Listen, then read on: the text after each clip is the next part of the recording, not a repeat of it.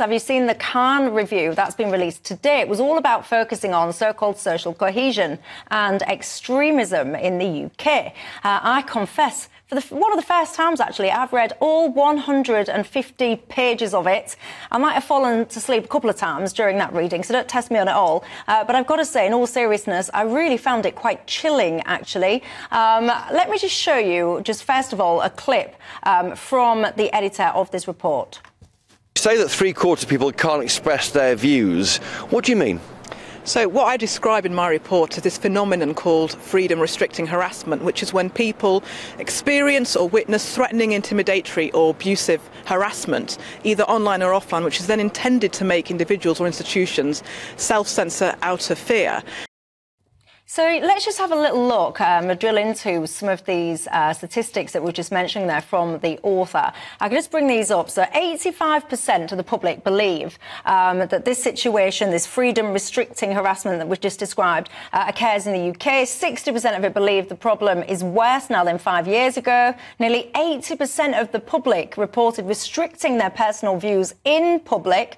And nearly 70% of people feel that basically they have to try and change the way that they live their lives due to this stuff.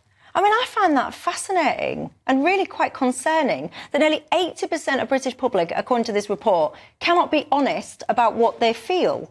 And it is terrible. And we know that from 2016. Do you remember? We were ashamed, some of us, not me, but some of us, ashamed to claim that we were Brexiteers because, you know, somehow if you wanted the United Kingdom to become an independent sovereign country, you were far right or a lunatic, swivel-eyed. That's how bizarre the conversation had got. And it's got progressively worse since then. I made a joke earlier on about, you know, a man identifying as a woman and running the world. But actually nowadays, if you talk out against the trans ideology, or you talk against critical race theory, or you challenge Black Lives Matter, or you challenge diversity, equality and inclusion, which I think is more like division, inequality and exclusion, you are castigated in the institutions in which you work. So people are being shut down. Debate is being shut down. Diversity of thought is being shut down. And we talk about, the report talks about Islamic extremism and extremism on the right. Actually, there is a far left extremism that's going on. It is the far left that is shutting down debate in this country because it thinks it has settled all the major ideological and philosophical debates that we have to have. And if we don't accept their position on it, then we're somehow out of sync. Is that fair, Judita? Not, I don't think so, because we kind of have a situation now in society that it's all about reactionary politics. The theory of what social cohesion is about works. It works on they talk about a horizontal and a vertical level, and it's to deal hierarchically and to the different niveau of socioeconomic class. And when you think about it, it's basically talking about the recognition of individuals who can function together to make the totality more positive, more productive and more successful. That is great. You're basically describing a utopia. What happens is within the fault lines of that structure, you have people that feel threatened, that if it's almost like the McCarthy era, the fear of communism as being antithetical to the capitalist ideals of America, that you believe that there should be a potential for hierarchy because there's rich and there is poor. But if you see everyone as equal, it destroys your ability to be better than others.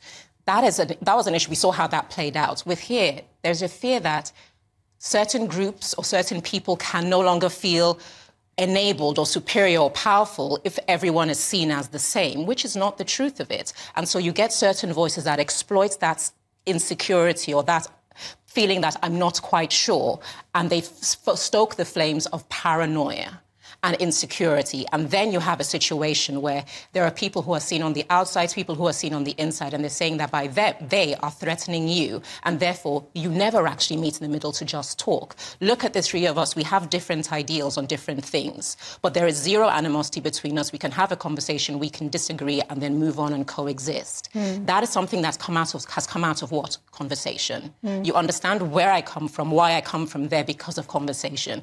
Most of the times that there's such violence, disagreement, they've never actually just talked to each other and listened, because all you've done is stoke fear and preconception and create an idea that this person is not like me and therefore not for me. Yeah, but can I just challenge that? Because it is perfectly acceptable in everyday life to say Black Lives Matter, it would not be socially acceptable to say White Lives Matter.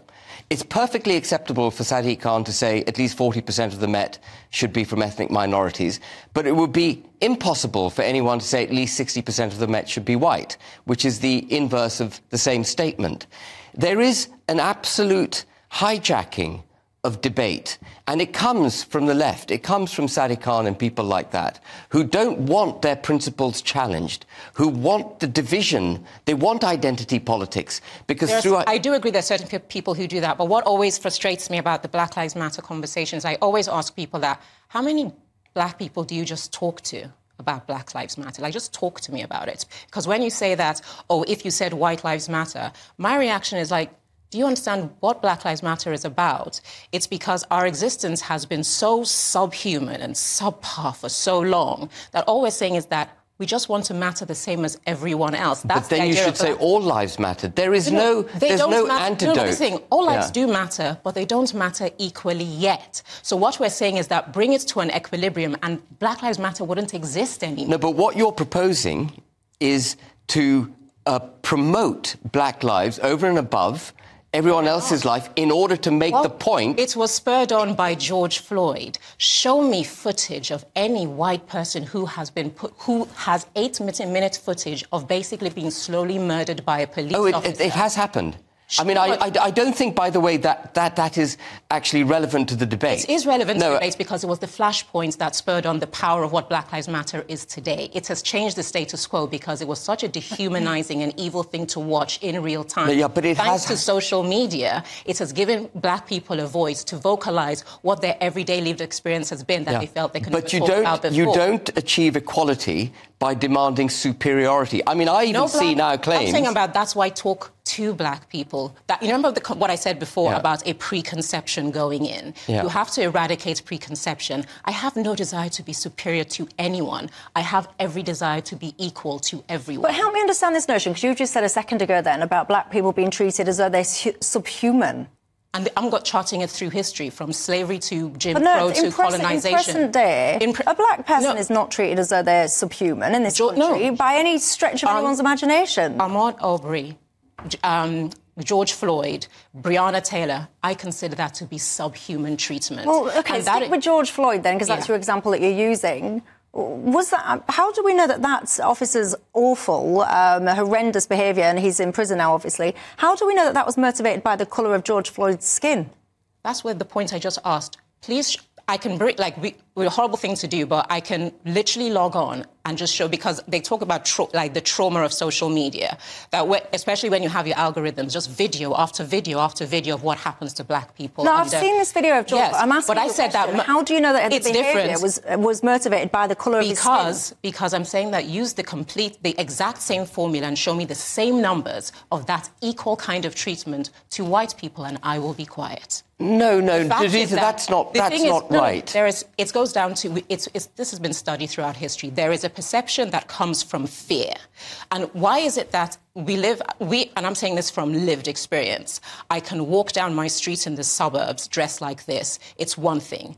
Just wearing clothes, it's clothes, but it's called a hoodie. It's a problem. I've had my neighbours call the police on my brother because he was filming our own house in a hoodie. And I saw police walk him into the house and ask for his ID.